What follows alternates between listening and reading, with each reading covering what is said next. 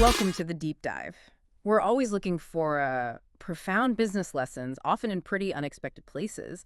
And today, yeah, we're doing something a bit different, not unpacking insights from, the usual tech billionaires or corporate giants. Instead, our deep dive is taking us somewhere quieter, into the meticulous world of a sushi chef. Yeah, and not just any sushi chef, right? We're talking about Jiro Ono. He's, what, in his 90s now? The master from Tokyo, featured in that amazing documentary, Jiro Dreams of Sushi. That's the one. It's incredible. And just think about this for a second. His restaurant, it's tiny. Seats maybe 10 people, and it's literally tucked away in a Tokyo subway station. In a subway station. Exactly.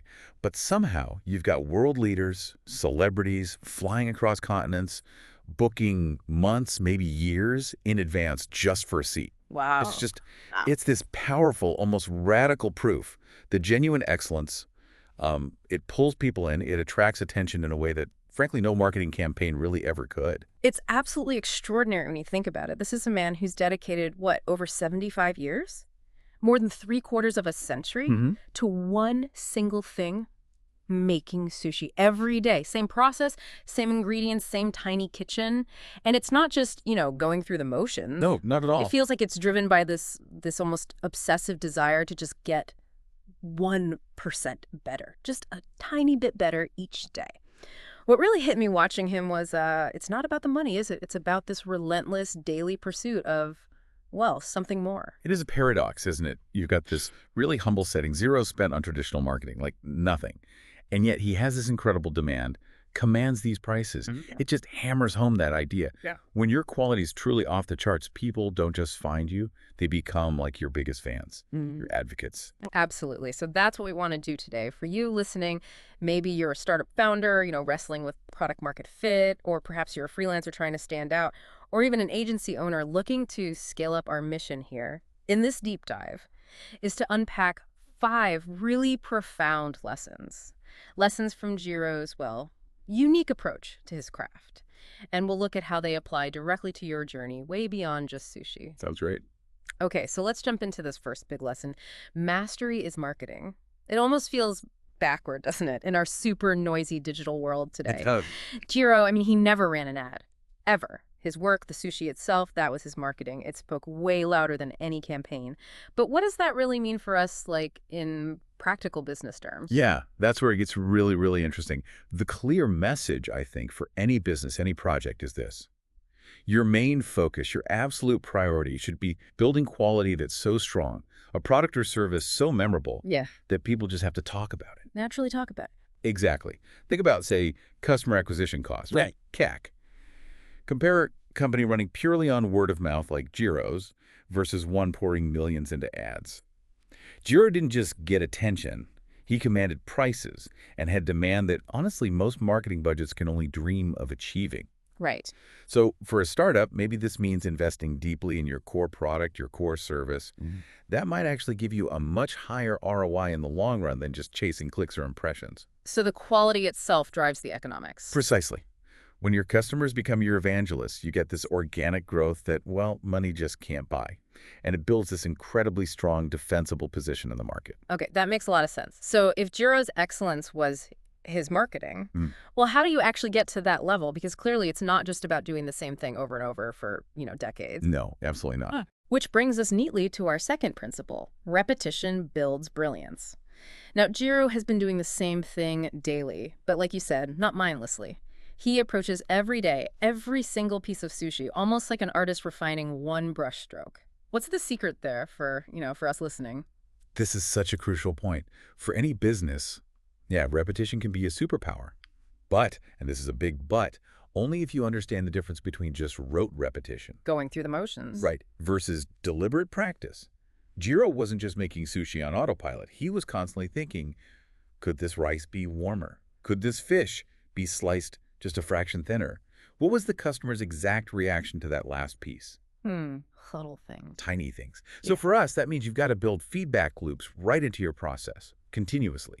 Whether you're, say, pitching a new client, creating content, refining a sales call. Repetition only makes you better if each time you do it, you treat it as a chance to learn something new. To refine, to maybe collect some data, maybe A/B test something small, and actually improve, not just repeat. It's about constantly interrogating your own process. I like that word interrogation because it's so easy to just get stuck in the grind, right? Just doing the same thing.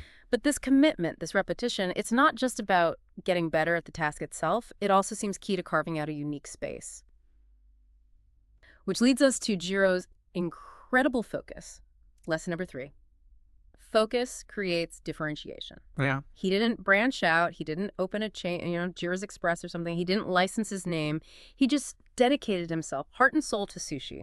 Only sushi. What's the takeaway there for businesses today? Because there's so much pressure to do everything. Oh, the pressure is immense, isn't it? Yeah. In this era where everyone feels they need to diversify, chase every shiny new object, every trend, Jiro's laser focus is, well, it's almost a radical act. It really is. And it highlights a powerful truth. Chasing trends might feel exciting, maybe get you short-term buzz, but staying true to your niche, your core thing, that's what builds deep, deep expertise. And crucially, it builds trust with your audience over time. That trust factor is huge. It is. And that singular focus, it creates what we might call a defensible moat. It's expertise that's incredibly hard for competitors to copy quickly. So maybe for a freelancer listening, this means becoming the absolute go-to expert in one specific area rather than being just pretty good at 5 different things. That often leads to that feast or famine cycle, right? Yeah. And a diluted brand. Yeah, I know that feeling. This is about becoming indispensable in one thing. That fear of missing out, though, that FOMO when you're trying to specialize, it's real. It's tough to resist sometimes. It is, no doubt. But this incredible focus, it isn't static, is it? It seems like it's built on something else, something deeper. Which is our 4th lesson, and this comes straight from Japanese philosophy. Kaizen, constant improvement. Ah, Kaizen, yes. Even in his 90s, Jiro genuinely believes, you hear him say it, he hasn't mastered sushi yet. That level of humility combined with this relentless chase for tiny incremental improvements, it's just mind-blowing. But, okay, how do you as an entrepreneur bring that kind of relentless drive into your business without just completely burning out? That's the million-dollar question, isn't it? Yeah. And the key to Kaizen is that it's not about huge disruptive changes all the time. It's about the small stuff. Daily, incremental progress. Little wins. Right. So imagine bringing that mindset into your own work. No coasting, no, it's good enough. Just this unwavering commitment to finding that tiny 1% improvement every single day, week after week, year after year. It sounds exhausting, but also powerful. Well, it's not just about willpower, you see. It's about building the habits and the systems that support that improvement. It's kind of the opposite of done is better than perfect. It's more like done and then improved is better. That's how you build something truly exceptional, something that compounds over time, like interest. Those consistent small wins adding up. Okay. And that really leads us perfectly into our 5th and final lesson, which feels, I think, foundational to all the others. Discipline over motivation. Critical. Jiro doesn't seem to rely on waking up feeling motivated. His life is just structured, rigidly structured. Early rise, same routine, same process every single day.